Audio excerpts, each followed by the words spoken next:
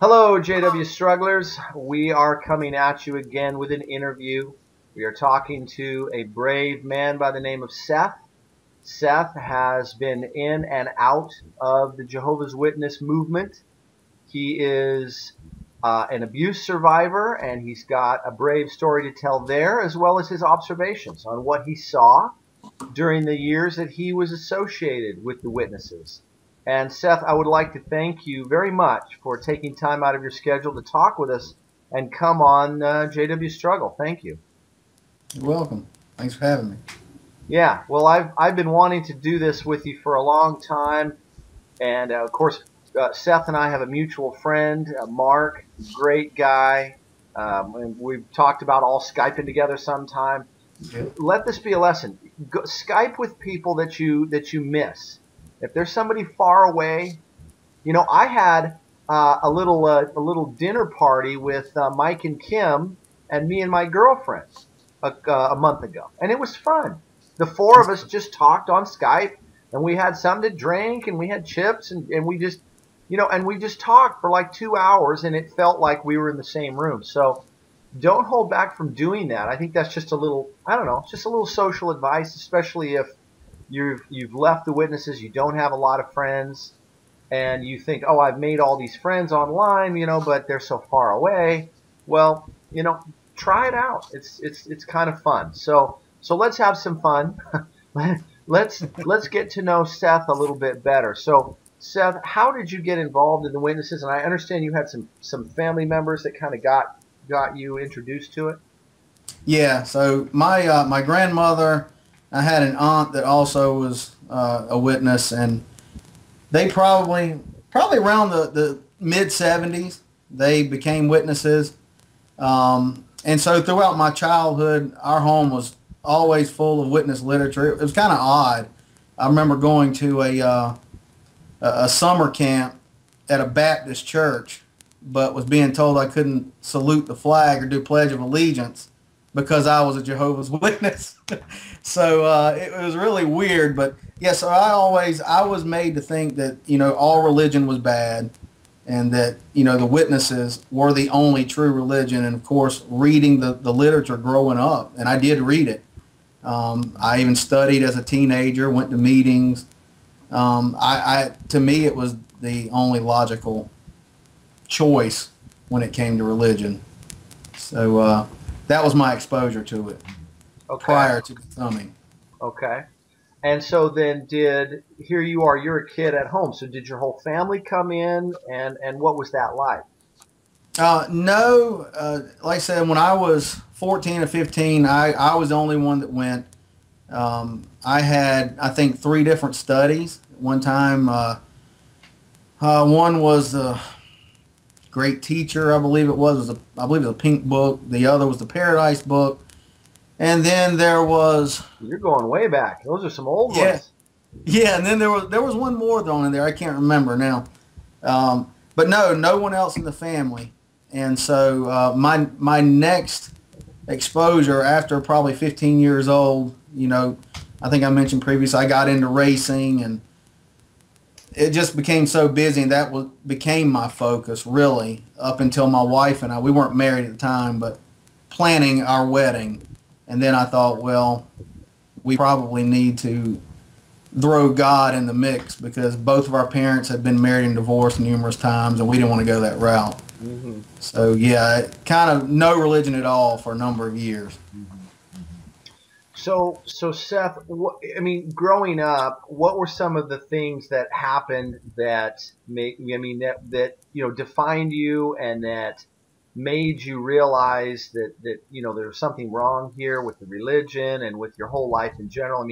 Growing up, did you have a normal childhood, or what was that like? No, honestly, my childhood was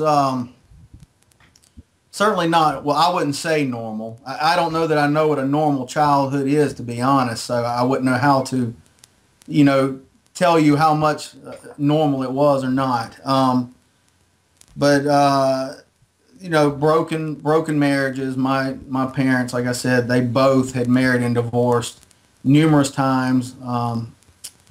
Always moving, middle of the night, mom and dad fighting. Me and the mom would both go stay at somebody else's house, those type of things. And then I didn't realize it as a child, but I was sexually abused. In I guess more than one way. I had a cousin that was 13 that my father had molested, and in turn, I was around 8. She started molesting me for a number of years. One of my father's friends, he attempted, I guess you would technically call it sexual abuse or sexual assault, but I was able to fend him off. And then there were things with my father, just weird sexual encounters.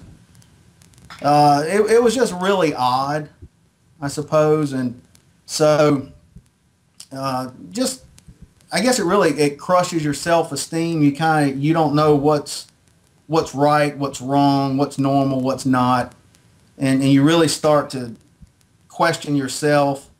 And so that's where the racing came in. Turned out I ended up trying out a go-kart at a race when I was 9, and finished third in that race out of a full field, probably 20 in the class. And I don't know. I think a lot of people from the outside could see my situation, and I couldn't. So I always had a lot of really nice, generous people that would foot the bill with the racing.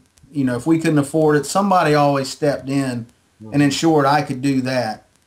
And doing that kind of gave me a sense of worth, and I think that really helped ground me somewhat as a child. But yeah, it was an odd childhood. You know, I really appreciate you mentioning that. And I think one thing that happens is when you're young, when you're a kid, you tend to think that, well, everybody's family's like this. You know, you don't have anything to compare it to, right? So you think, well, I guess this is just the way it is in everybody's family, or this is the way moms and this is the way dads are, and there's things you don't talk about in your family. Every family's going to have secrets, but obviously yours was dysfunctional. It was to a higher degree. But the thing is that you just don't realize it when you're young. And then you found an outlet, which is fortunately a healthy outlet, you know, with enjoying the racing. And then and I'm sure you'll talk about it more as you go on, you get very competitive and you get a measure of success in that. But before we get back to that, I'm thinking that there's a lot of people that are watching this video. They're going to say, when I grew up in this witness family they were in, and of course you weren't a witness yet, but when they grew up, they too had all these strange rules, these puritanical things that they had to follow to the letter. Witnesses tend to have a very complicated social etiquette, there's lots of unwritten rules among the witnesses that you have to follow. So yeah, I think there's many of us that could probably identify with what you're saying to some degree, So, okay, so did that go on all the way up until you became a witness, as far as the treatment that you got from your father? Or fortunately, did he become a witness, or what happened with all that? Yeah, well, okay, so actually, as I got older, I guess the physical stuff with me, it stopped. Probably around the last time I remember anything my father doing, I was 16. And then it just turned odd. My father was always trying to get me at the racetracks. There was always girls there. They were frequent. And he would always try to play matchmaker, set me up with somebody, or I guess I shouldn't go into it here, but a lot of strange, weird, it was almost like I was pimped out around that age, 16 to 18. A lot of situations I was put in that I really didn't like. I didn't want to be in. And finally, the racing thing, my father kind of fell out of that with me eventually. And I had other opportunities. I didn't have to do it with him. I had opportunities to race for other people, and so that's what I did. And so that kind of distanced us in that level. And eventually, yes, my father did become a witness, and that's really when, in my witness world, my life fell apart when he became a witness, which today, looking back, I'm really grateful for. But at the time, it was devastating. Okay, now you've got me very intrigued. I'm very I'm very intrigued. So let's back up just a tiny bit. You said you got baptized, was it 14 or 15? No, actually, I didn't get baptized until I was, how old was I? 25, maybe? 24, 25. Okay, so you started going to Kingdom Hall around your teen. Yes. Right. Okay. 14, 15, I was very consistent at the Kingdom Hall, studying, all of that. But like I said, once I got into the racing, as I got older, it became more serious for me. Mm-hmm. And I think I was looking more for something to escape, what had happened previously between 8 and, 12 years old. And then the stuff with my dad, it just became really intense for me. That was all I thought about, was the racing, because if you did good, at least you were really on a high for, 3 or 4 days till the next event. You were the man in that circle until the next event, and so that was everything to me. So you're around the witnesses then for roughly 10 years before you finally got baptized, and it was, I think you mentioned you're going to get married, so you thought, well, maybe I should get baptized now, and Right.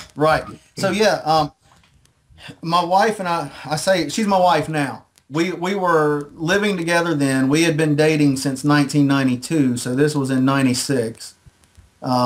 We were engaged, living together, had our wedding, I think it was June of that same year that we had our wedding set for. Mm-hmm. We had sent invitations all over the East Coast to her family.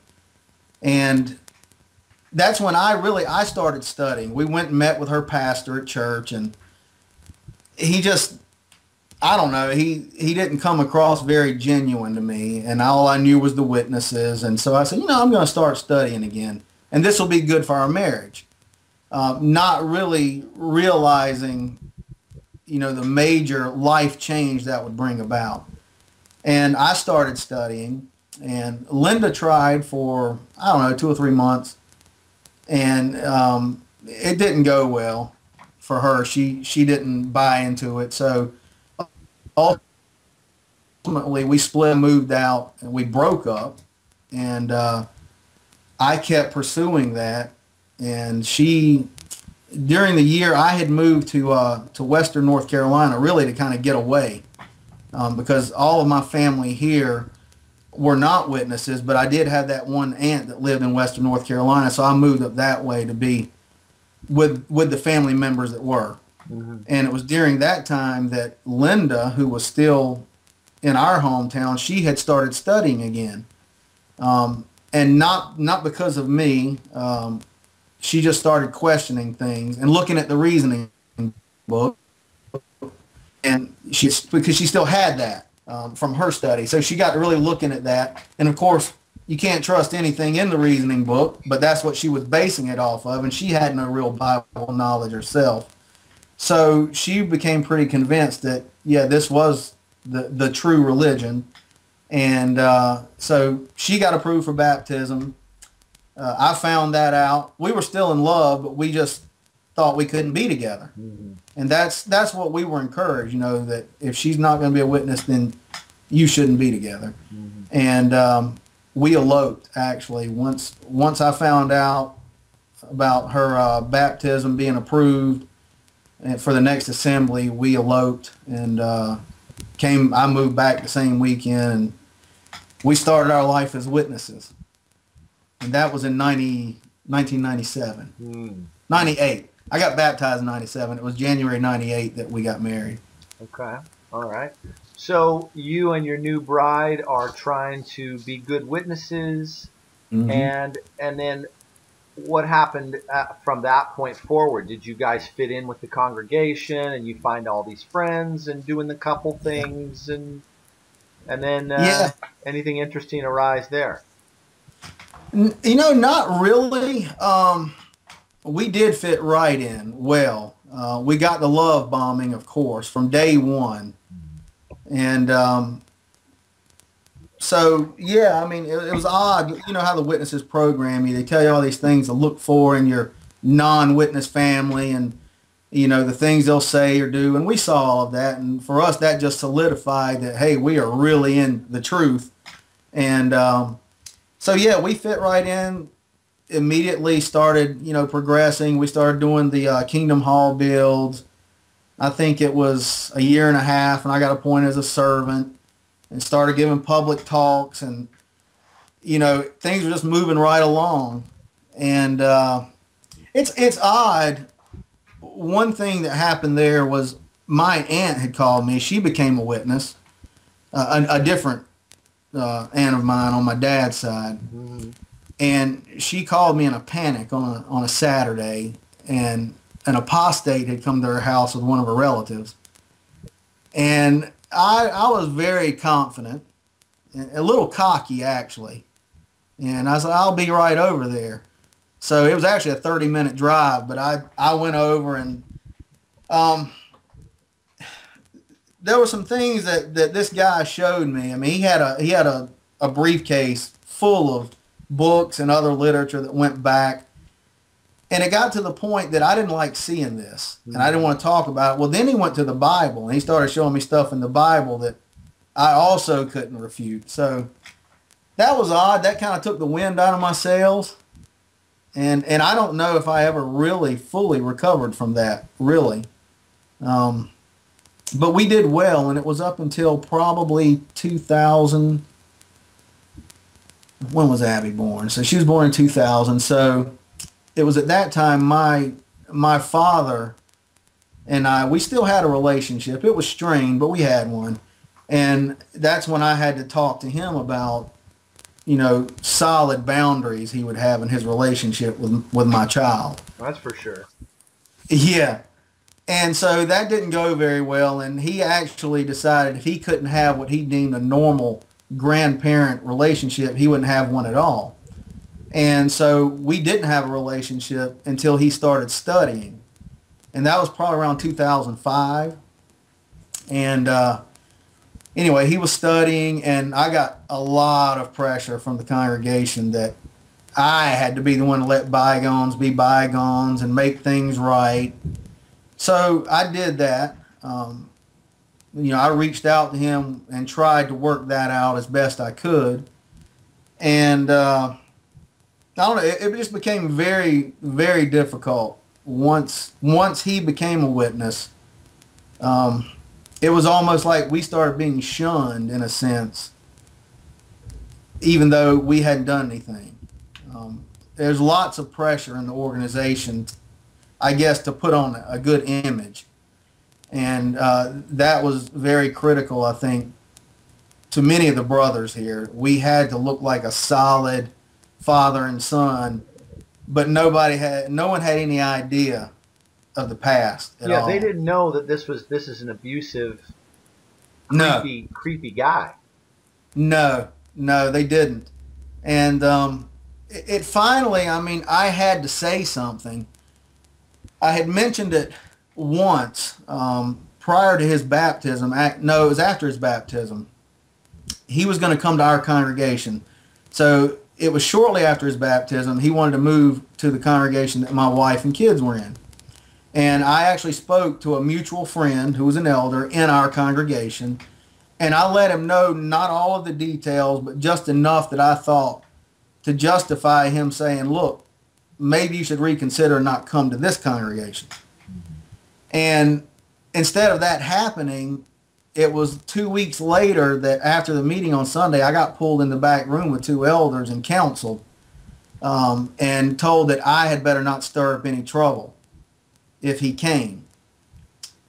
And so that was kind of my first experience, with that aspect of it.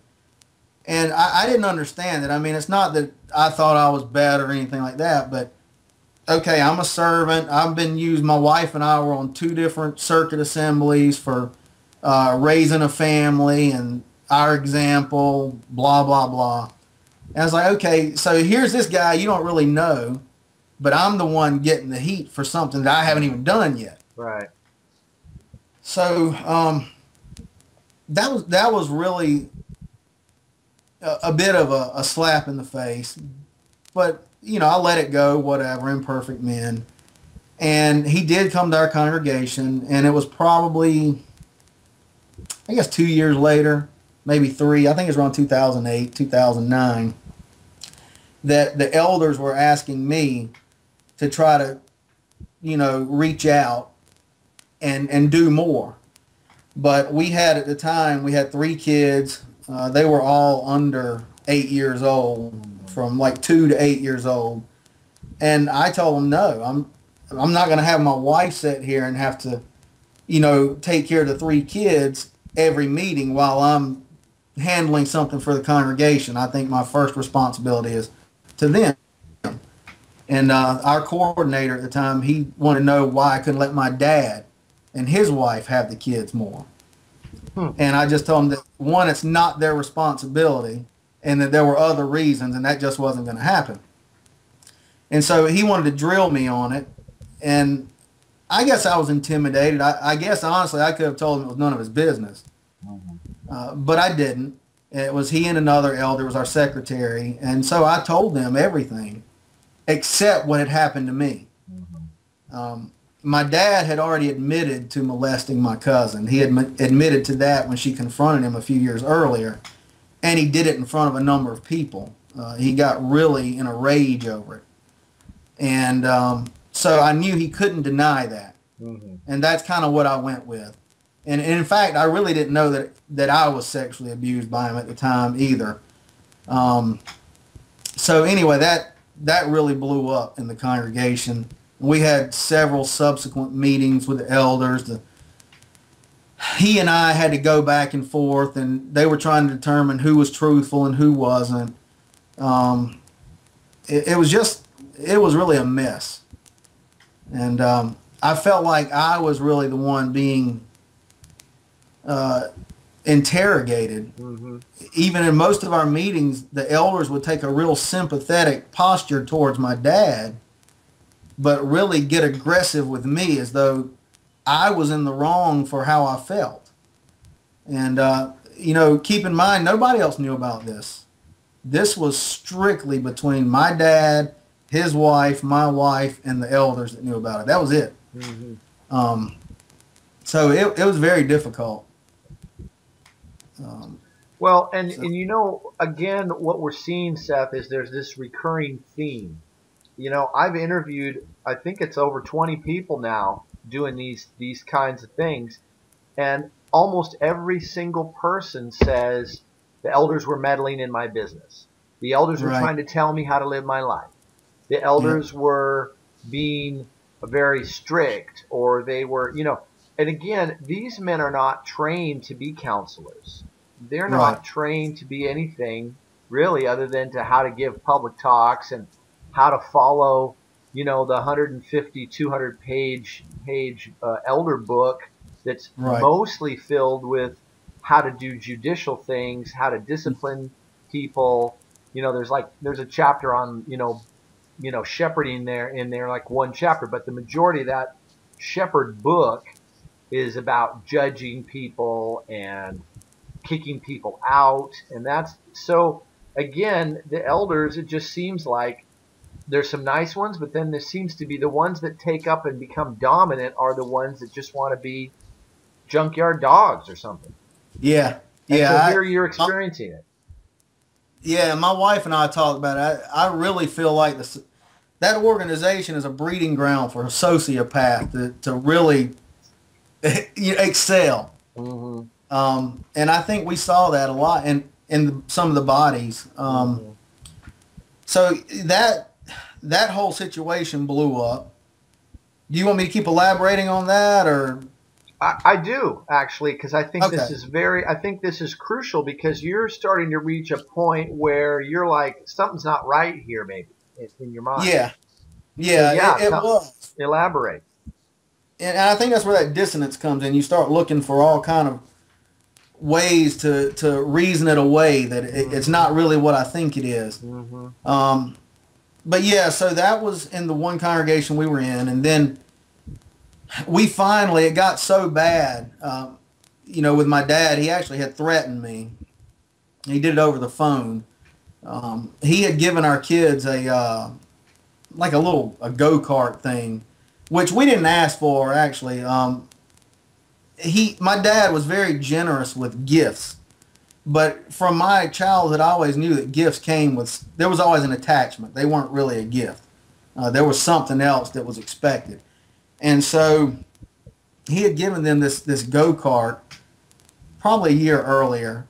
And this is when all this stuff was going on with the elders, just he and I back and forth at these meetings.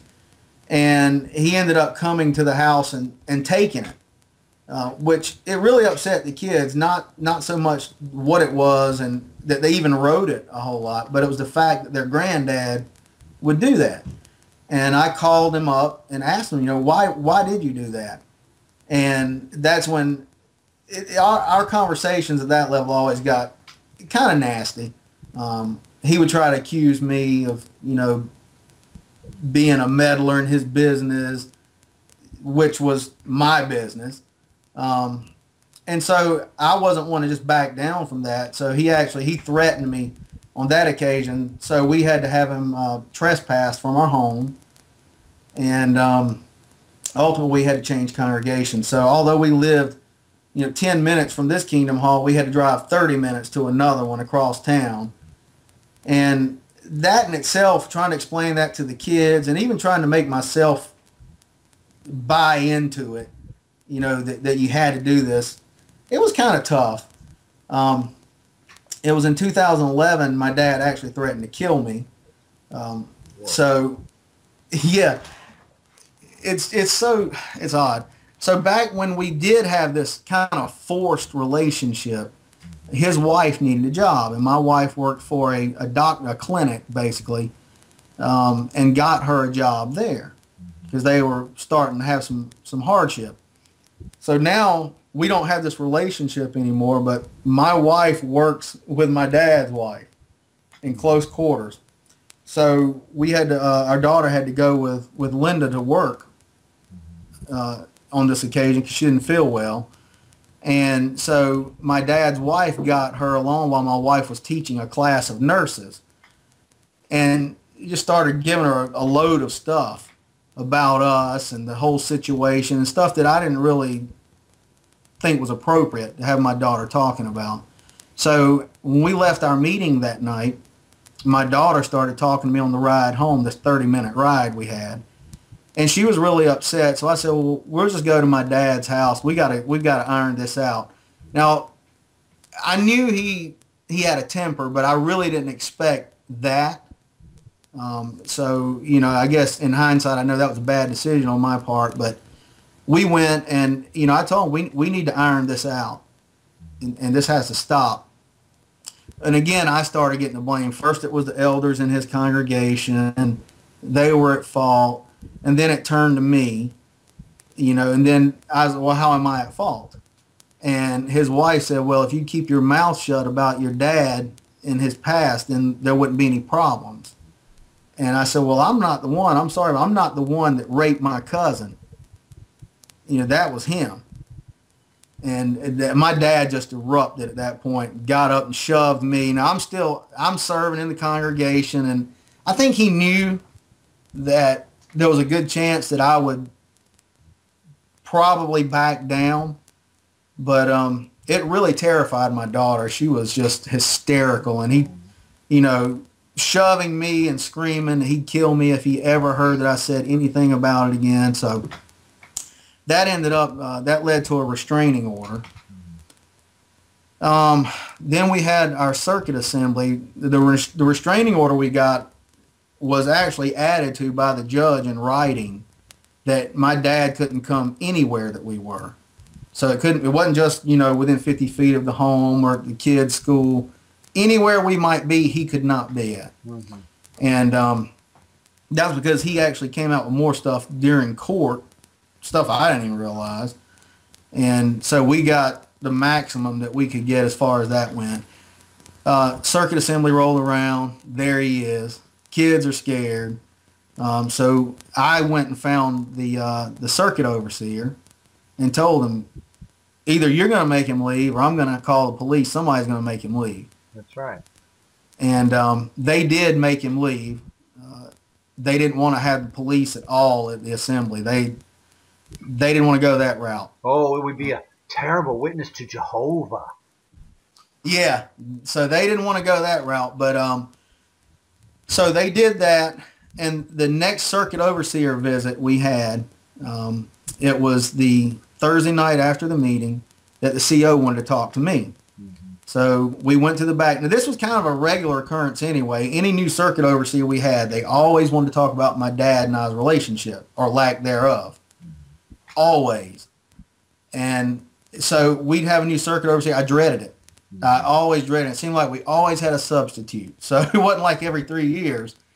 Every substitute we had, okay, we've got to go rehash my past, his past. Who's in the right, who's in the wrong. And it just got to be just so tiring. And after this particular meeting, our circuit overseer, again, he wanted to talk to me. And he had served in my dad's congregation first. So obviously he had gotten this whole one-sided story. And something that really bothered me was that the circuit overseer, asked me, wasn't my cousin a little fast girl anyway that wanted it?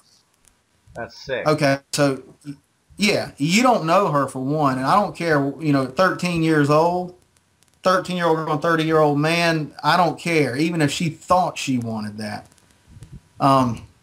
So I got furious during the meeting, and I just told him, I'm done. We don't have anything to talk about, and left. So he came and found me and said, we can't leave like this. We've got to straighten it out.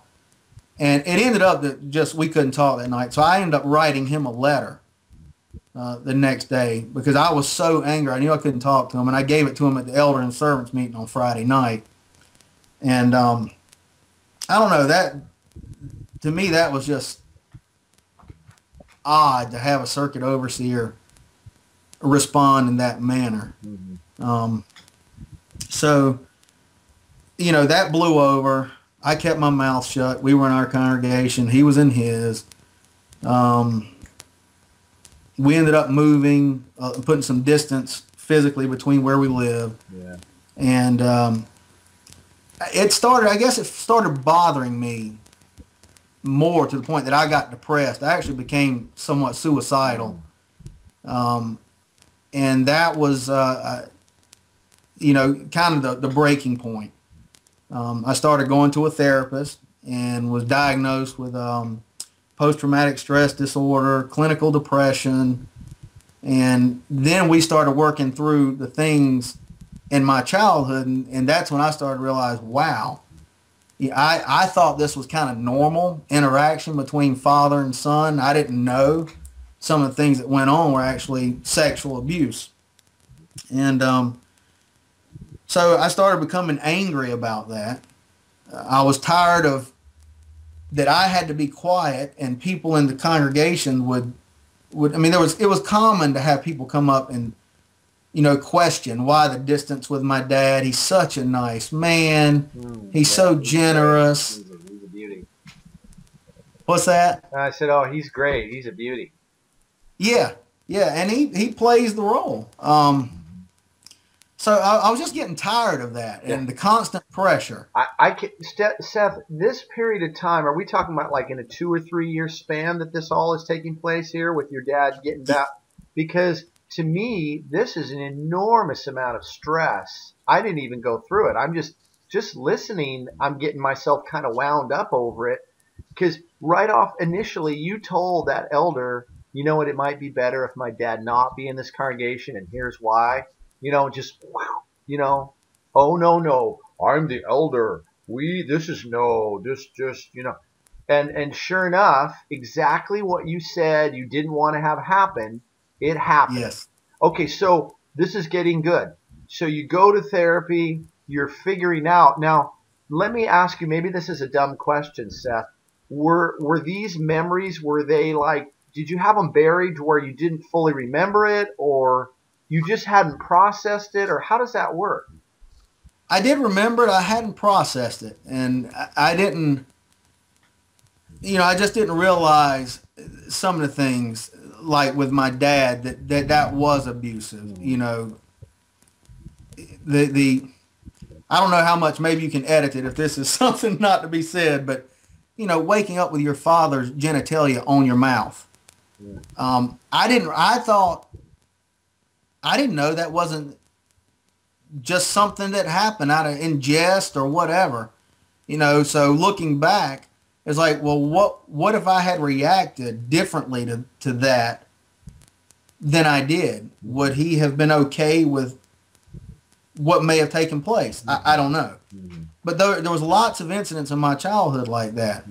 And so you're figuring all this out in therapy. I'm starting to realize, that I'm starting to figure out how abusive he was. And then I'm starting to just, other things that I've seen him do, with other situations and people, that I'm starting to think in my mind, this guy is a monster.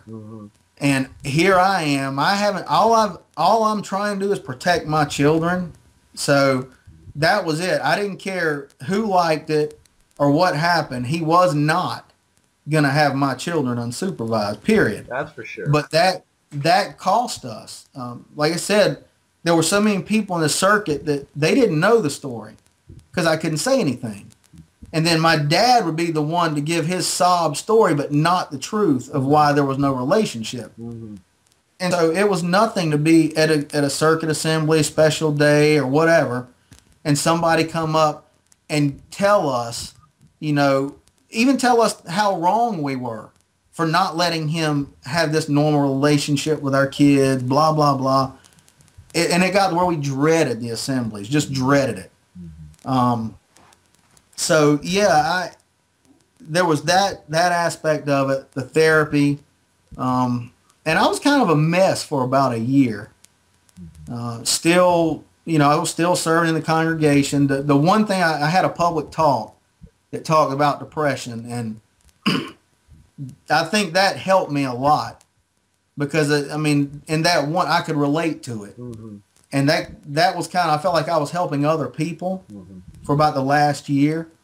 Because every time I give it, I would have people, even elders I never knew, would approach me afterward crying, privately, and tell me their story of depression.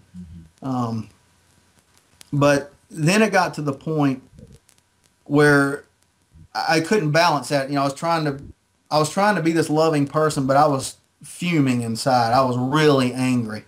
And I was turning, the anger was not just at my dad. Now I was starting to be angry at the brothers for, forcing me to be silent. And so finally what I did, this was actually, we left in November. So it was last February, not this past, but a year ago, February, I created a website, and I just sent out a mass update to all the witnesses we knew with the website link, and I put my whole story on there.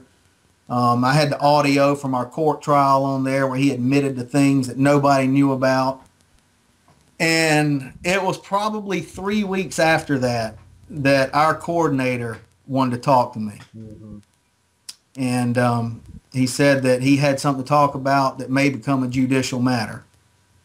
And so we ended up talking. It was, I think, a couple of Saturdays after that Thursday night that I met with him. It was supposed to be him initially and one other elder. So I'm still trying to figure out, I don't know, was this a judicial thing or not? I ended up meeting with not 2 but 3 elders, our coordinator, our secretary, and our service overseer. And so they got the idea that I was repentant for stirring up trouble in the congregation. And in a sense, I was. That was the last thing I wanted to do. But in another sense, I was thinking I shouldn't have to be quiet and remain silent and keep this to myself. And I stewed on that for a number of months, and ended up, I went to a retreat for male survivors back in October of last year. And at that retreat, I met another witness. And he had already figured out that I was a witness.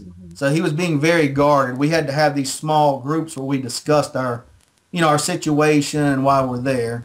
And he said he had almost killed himself that week. He gave the whole description of going out into a cornfield and laying down, putting a gun in his mouth. And he said it just, at the last minute, he said he just felt calm and like he didn't have to do that. But he had that urge. So he was there for that reason, out of desperation.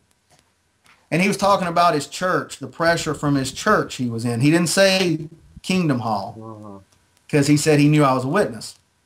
But he was talking about the pressure he got from the elders. He mentioned that he was himself an appointed man in his congregation, and how the silence he was being enforced. With him, it was, I guess I won't say too much of his story, but I don't want to give it away in case anybody saw this and knew him, but it was very similar. And it was, I don't know if it was so much the abuse that happened in his past as almost being re-victimized in the organization because you had to be quiet about it. And so that kind of opened my eyes. I came home from that. I talked to my wife, and I was having all kind of doubts then that I didn't want to really face. It was kind of shattering to me. I remember walking with him up there, and when he left the building we were in with our small group, and I had to bolt out and talk to him. And I asked him, I said, "What church do you go to?" He said, "You're a witness, aren't you?" And I said, "Yes." And so we talked, and I was telling him the same old spiel. Well, you can't blame Jehovah. This isn't Jehovah. It's imperfect men. And I was doing all that, But it was after that I came home. I got to thinking about it. I talked to my wife, and I started, these imperfect men equate themselves with Jehovah. And to us as a witness, they are Jehovah. And I felt like he's kind of right in his blame. Not really to God, but his thinking to me was justifiable. So I talked to my therapist about it, that whole situation. And she asked about, have I ever looked online for support? And I said, no way, I'm not doing that. And I said it wouldn't be anything but apostate people out there. And I had to explain to her what that was because she had no clue. And but anyway, I did actually. I did go online, and then I stumbled upon Silent Lambs. And I remember standing in there. I was with my wife. We were in the kitchen making dinner, and I had the little laptop set up, and I was looking at that, and I was like, oh, my God. And I think that's when it really hit me. It really hit me. This isn't right. The order is rapidly fading, for the times they are a-changing.